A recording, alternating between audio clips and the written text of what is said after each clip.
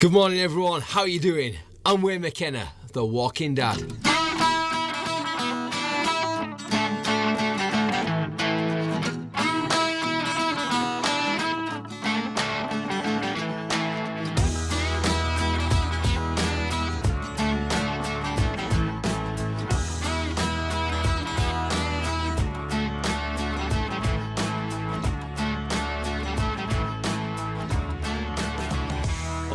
Welcome back to the Walking Dad podcast. In this episode, I'm going to be talking about walking equipment. So when you're out on a walk, it's going to be the things you're wearing, the things you're carrying with you. Now, a lot of people think that walking equipment is really expensive, and you can start with cheap items and you can get to the extremes. You can buy really expensive, really nice gear, but there's also lots of relatively inexpensive gear, high street price gear, and I'll go through some of that with you now. Now, to do it in some sort of logical order, I'm going to go through starting at the head down to the feet. I'll talk about base layers, mid layers and outer layers, and as I'm the walking dad, you can't be a dad without taking your kids with you. So I'll talk about what you'd wear as an adult and also what works for kids as well. So starting off, head. Base layer and mid layer don't really apply to that. Your outer layer, for an adult, I recommend getting a brimmed hat, like you might see on some of my walking dad photos. Brimmed hats, the best ones you can buy are by a company in Canada called Tilly. Now they are quite expensive. There's lots of similar ones on the market. If you want a good one, they come with a lifetime guarantee, the Tilly hats. So they're the ones that are brimmed hat. They're not quite a cowboy hat, but they have a nice brim on them, so it keeps the sun out of your eyes. Also, they're fairly water resistant and you can treat them afterwards. So anything with a brim on it, they're pretty good for many weather conditions. Now, if it's cold, then I'd recommend a simple woolly hat or a beanie hat. For children, a brimmed hat, you can also get the same. You can get Tilly hats or any sort of generic brimmed hat where it has the brim all the way around, or a baseball cap, they're fine.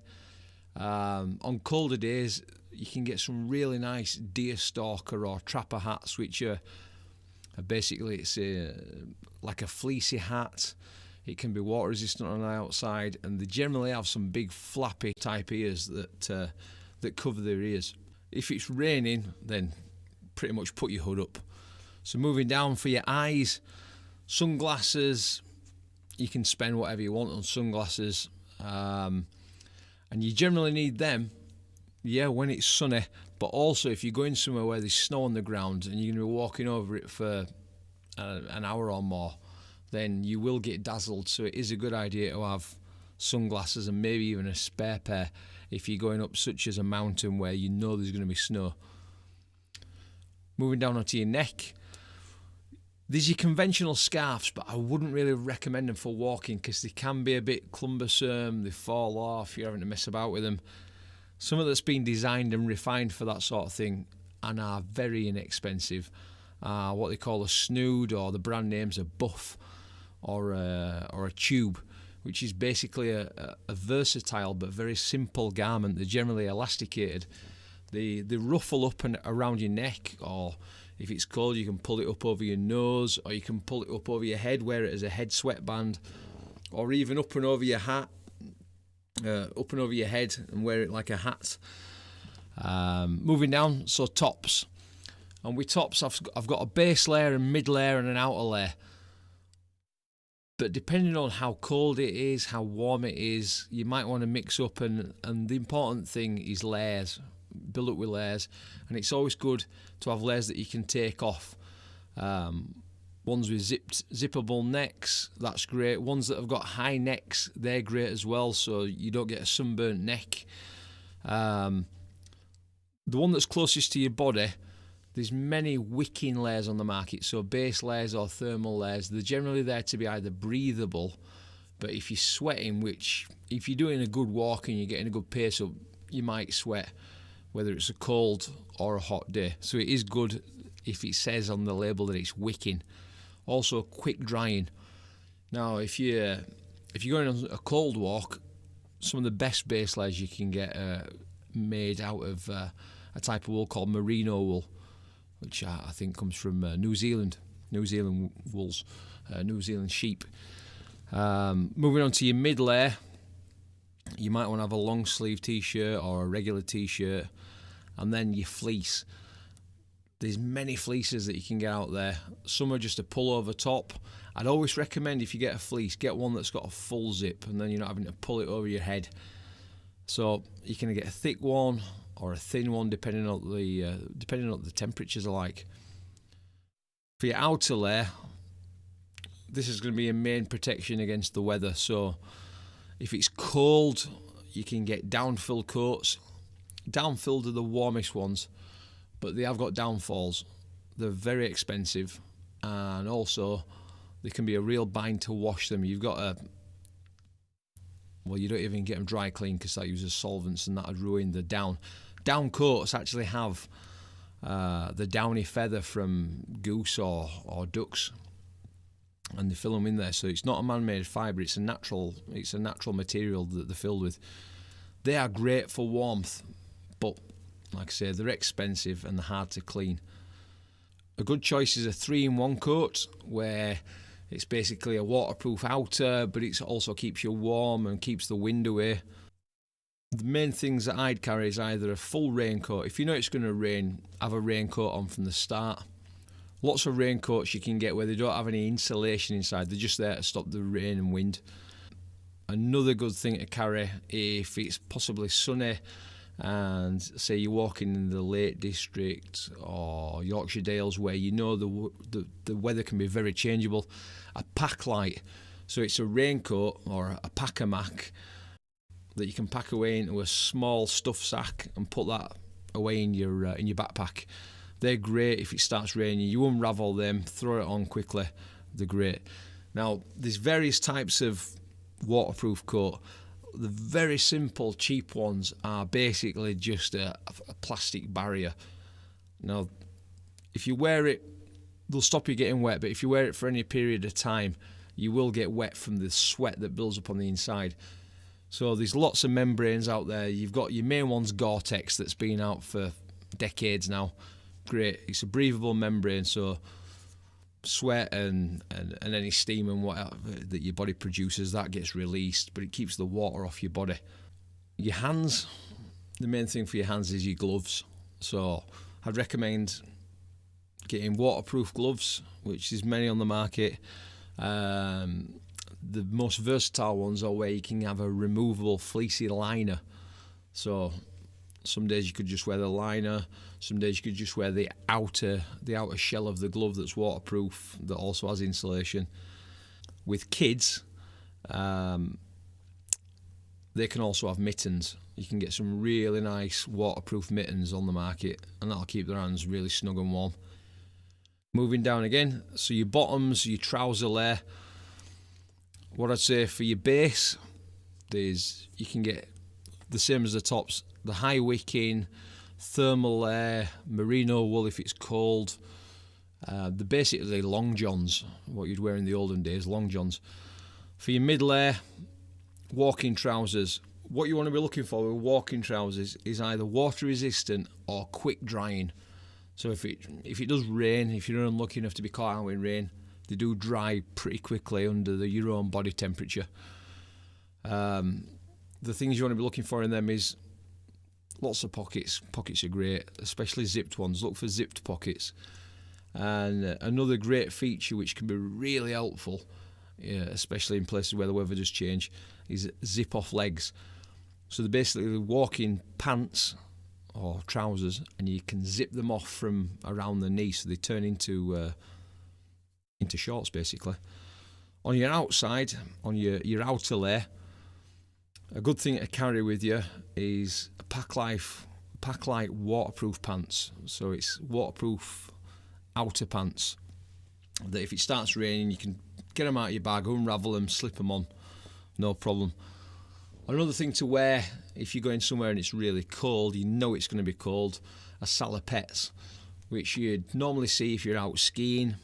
So they have braces that go over your shoulders, but they generally come as insulated.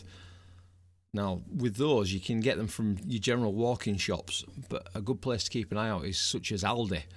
And when it comes around to ski season, you can generally find some good salopettes that are insulated. So moving on, your shins. The obvious thing for your shins are gaiters, and you'd use gaiters if you're walking in either long grass, maybe snow, or maybe if you're on the moors and you're walking through gorse, bracken, heather. Now, you shouldn't really be wearing those if you're out walking with your kids, because your kids are obviously going to be smaller than you, and you don't want to be dragging your kids through either snow or the gorse or heather. But if you do buy gaiters, what I'd recommend is you get waterproof, get ones that are easy to put on and take off. They've got to be tough, because the materials you're walking through are going to be scratchy. They're going to try and rip your pants, so they have to be tough. And also, the part that goes under your boot, it wants to be a nice strap, preferably something that's a hard rubber strap or leather, rather than just a little piece of rope. So moving on, your feet. Your base layer are going to be your socks. So what I'd recommend is either walking socks, ski socks, or thick socks if you haven't got either of those. Some people like doubling up. They get some regular socks and put 2 or 3 pairs on. It's not the best idea. They can rub. You're best just getting a thick pair of walking socks. For your outer boots, if you're going to be walking, I'd recommend boots. Nothing else, just walking boots. Not wellies, not shoes, not trainers. Walking boots that have got a good grip and good ankle support. You want to be looking for waterproof ones. Moving on further down, something that you shouldn't really be wearing if you're out walking with kids is crampons. Crampons are the spikes that you fasten to the underside of your shoes, and you would only wear them if you're walking in ice or snow, in icy snow. So, as the walking dad, I wouldn't recommend, unless you're really experienced and your kids are experienced, I wouldn't recommend walking out in snow on the mountains to such a degree that you have to wear crampons. Moving on further, so moving away from the bodily clothing, we've got your backpack. And for backpacks, I would recommend for adults around a 35 litre. They do them in volumetric size, so 35 litres for an adult, 15 litres for a child. So my children are age 7 and 11, and we got them a 15 litre one each when I think the youngest was around 5, and they've got no problems carrying them. It is important to give your kids backpacks because they need to start getting into the getting used to carrying their own equipment, carrying the bags, the food, and it is rewarding for them to know that they've carried it themselves. So moving on, or rather with your backpacks, a couple more points. You want several compartments, you want some good zips. Try it on in the store, and also there's lots of brands out there. I will go through some of the best brands, but try them on for fit. Make sure they sit on your back. Make sure there's several compartments. Also, you don't want the bag actually resting on your back if you can help it. If you can pay a little bit more and have it so that the bag's actually sat away from your back, it means that your back won't be sweating. It means you can get some air regulating up and down behind your back. Some of the better ones also have an integral rain cover, so you'll find somewhere near the top or the bottom of the backpack there'll be a zip that you can undo, and it'll pull out a nice rain cover to stop everything in your backpack getting wet. But most backpacks, they'll be already water resistant. Next one, walking poles. A lot of people like using walking poles. I've used them before, but I find they get in the way. My wife finds them useful. I know some of the older guys that I go walking with, they like to use them. My kids like using them sometimes, but they can be more of a gimmick to those. So unless they're prepared to carry them all the way around, then kids don't really need them. But if you get them as an adult, the one thing that I'd recommend, or two things, is get some quick release. Quick release is same as a bicycle wheel, same quick release mechanism. They're far better than the twist release mechanism that you'll find your walking poles over years. That twist release, it can start failing, it can get jammed or whatever. But the quick release, where it's a lever, they're far better. And weight-wise, you always want to go for the aluminium, not the cheap steel. Look for some cheaper aluminium ones. So some general points for your clothing. Points to look out for: zips. You want to use zips. Buttons, it's all that. They work and they're reliable, but zips are the main thing. You want zip off things, zip opening pockets. Other things you want to look for is vents. When you're out walking, you'll put all your gear on because it's cold, but you'll set off 10 minutes up a hill and you'll be sweating. First thing you'll be doing is piling everything off. So you want to be able to undo your zips. If you've got any vents, some of the better coats, they might have a vent under the armpit. The trousers, they have vents around the knee area, so you can open them up, let some air get into the joints. Makes the whole walk more pleasant. With all your garments or your outer garments, look for water and wind resistant. It always helps. Breathable, and also because of the nature where you're going, you're going to be walking past trees, fences, rocks and whatnot. Ripstop fabric is always a good thing.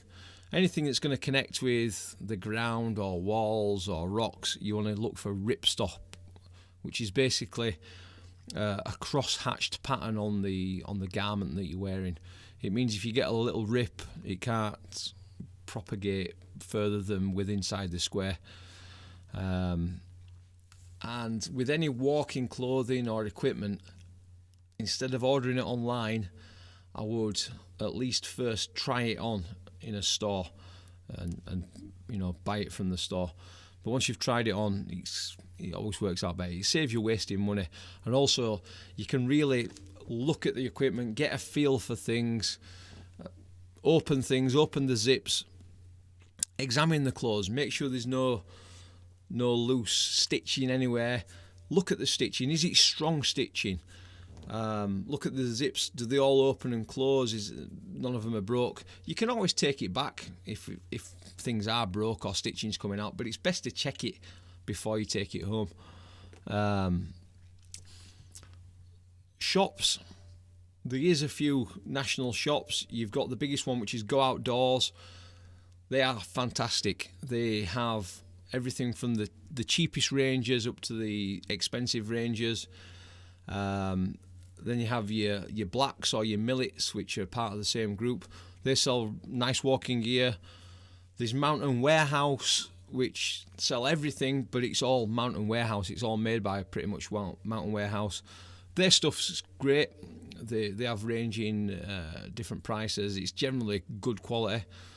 But other places are your local outdoor shops. In my town, Huddersfield, we have quite a few local ones.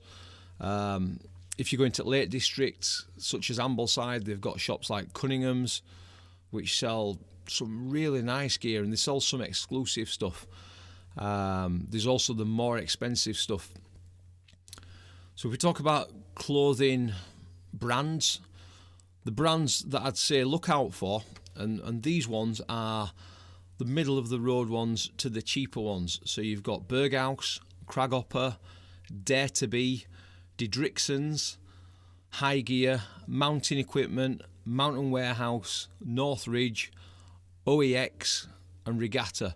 All those, they're the mid to lower price range, and all of them, they do good equipment. Obviously some of them, such as Berghaus, you can get some of the cheaper stuff and the more expensive ranges.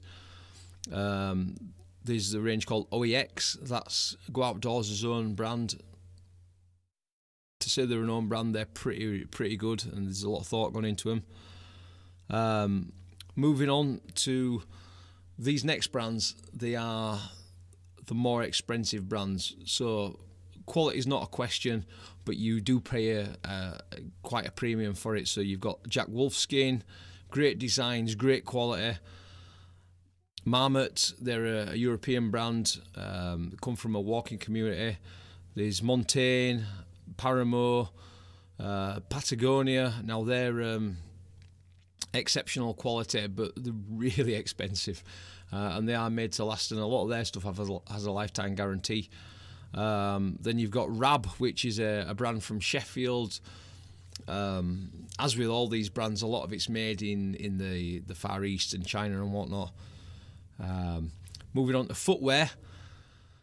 Footwear is, I'd say, it's far more restricted, or rather, I'm recommending that you restrict your footwear to these brands, because I've tried and tested many brands myself and my family.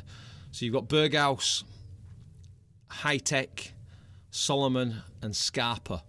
Now, High Tech, when I were a kid growing up in the 80s and 90s, High Tech were a real rubbish brand. Basically, if you had High Tech trainers, they were the bargain basement rubbish. But as far as walking boots today, they make good budget walking boots. They will keep your feet dry. They look good. They feel good. My wife's worn them. My kids have worn them. They're great. They last. They have great soles on them, and they don't let water in. There's another brand out there, Carrymore. I don't recommend them. They used to be a good brand. They were bought out by Sports Direct, and some of them look all right, but with footwear, I wouldn't trust them. Perhaps you can try them, see how you go, but unless you're doing something like walking your dog, I wouldn't rely on them to keep your feet warm after you've done a nice long walk. Backpacks, moving on to backpacks, brands there. Berghaus again, High Gear, Low Alpine make some really nice backpacks where they've put a lot of thought into the lightweight, breathability, strength, various compartments. OEX, they're a good brand, and one of the market leaders is Osprey for backpacks. So that's your basic gear that you're going to wear. Another thing that I've drawn up, and I'll be posting this on my website, are various checklists. So when you're going to go out of the door or the night before, if you're putting together a list of things that you need to bring with you need to pack or put in the car, I'll quickly go through some of those. So this is what I'd say if you're going to walk in the lakes and you're not planning on stopping overnight, so it's going to be a drive up to the lakes, you do your walk and you drive back the same day. This is what I'd recommend. This is what I'd carry. So a backpack, and in that I'd keep your mobile phone, a battery pack and phone charger lead. Your wallet, I'd take some breakfast bars or chocolate bars, and I'd always take one or two extra, maybe a few extra as your emergency supplies. Drinks, so water, you might want to take an energy drink. I'm not a big fan of energy drinks, but when you're out on a walk, you are going to need energy, so that's the concession. Skittles or sweets, again, I try and keep away from them, and I try and keep my kids away from them as much as I can, but you can use them as a treat and also as little persuasions, shall we say, and they give you energy, the sugar basically. You want a printed map. I always try and print a map out for myself, and I give one to my child. It's great to give one to your child and say, look, here kid, you're in charge, we're going to go on this route, I've drawn it out in a red line, the route we're going to take, here's your compass, off we go. Other things to bring, an OS map. If you've got an OS map, any walking guide will say bring an OS map with you. It's the industry standard.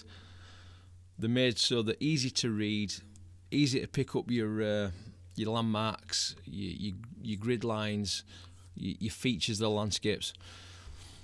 Moving on, sunglasses, you want a warm hat or a brimmed hat, gloves, snood, which is a tube that you wear on your neck instead of a scarf, a pack light raincoat or a raincoat, a full raincoat, a thin fleece or a thicker fleece depending on the weather. You want a compass, a sitting mat, a torch, a flask carrying your coffee, tea or soup.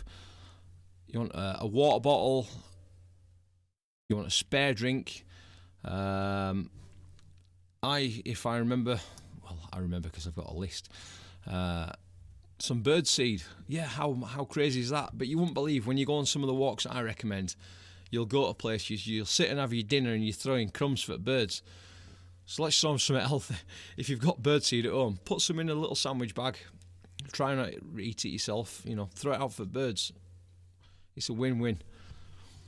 Moving on. Packed lunch.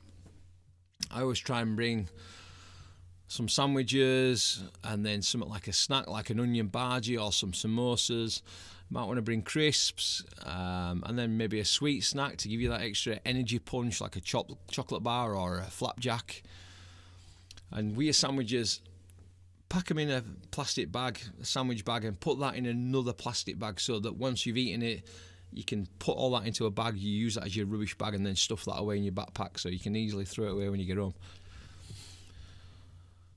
Things that I'd always keep in my backpack are a pack of tissues, a little pack of pocket tissues, and a spare pack. A small packet of wet wipes, and a spare pack. I'd bring some antibacterial hand gel because when you're walking with kids, you might be halfway up a mountain, you might be in a forest, but when they say, "Dad, I need to do a number 2," I know it's cringeworthy. But if you're away from a toilet, you can't tell them to hold it for too long. You might be an hour or two away from a toilet, and when nature calls, you've got to be prepared. So yeah, bring some antibacterial hand gel. Multi-tool. Little multi-tool, you can get your little Chinese one. You want your pliers on there, but what's important is you want a little penknife with you. The last walk I was on, I legitimately saved a sheep's life. We were walking on a path or rather, should I say, we were walking through some woods, some dense woods, taking a shortcut, and we found a sheep with its head stuck in a fence. I could not get it out. Now, I had some little pliers on this multi-tool with me. Couldn't get them out with them, so I had to use the knife to cut through its fur and then yank it out. The sheep was fine, it walked away, but if I didn't have that knife with me, would have been the sheep would have been worse for wear. So it's worth bringing a little one. It could save your life, you don't know. Emergency blanket. Now, they are available online. You can get a pack of 4 for about £7 on Amazon. And what they are, it's a thin blanket, it's slightly metallic. And if for whatever reason you get stuck or stranded and you have to do the worst thing possible, which is call the emergency services, you really don't want to put yourself in that situation. But if you're in dire straits and you have to sit it out, or another thing, because we help each other as walkers, you help each other. If you've got that blanket with you, you might need to give it to someone else who's hurt himself, turn their ankle, or God forbid broke something. Then it's always good to offer it up to someone else to keep them warm until the rescue team comes and helps them. So emergency blanket. Other thing, first aid kit. You want to be able to have a basic first aid kit, and you want simple stuff in there like plasters, and if you get blisters or if you manage to cut yourself, it's good to bring 1 or 2 indigestion tablets, maybe some ibuprofen or paracetamol. You could bring a torch, but everyone carries smartphones these days, so you will have a torch on there. And as I've before mentioned, you're going to have a battery pack with you. If you keep savvy, you're going to have a battery pack already, so you can couple the two together.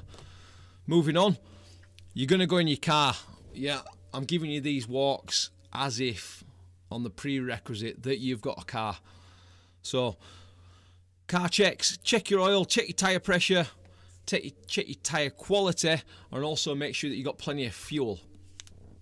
Other things that you want to be taking in your car is music or podcasts or an audiobook, something to listen to that's not going to bore yourself and your kids to death. Keep you something that's going to keep you occupied or happy on the way there. You're going to need change for parking. Most of the car parks, if you're in the Dales, the Lake District, Peak District, they're going to take pound coins, 50 pence or whatever, so make sure you got a few. And some of them can be quite expensive. If you go to a National Trust car park, they might be £6 or £7 if you're stopping for the day. So another podcast I'll be talking about the National Trust and why you should join. It makes sense monetary wise if you're out walking. Moving on, other things to keep in your car.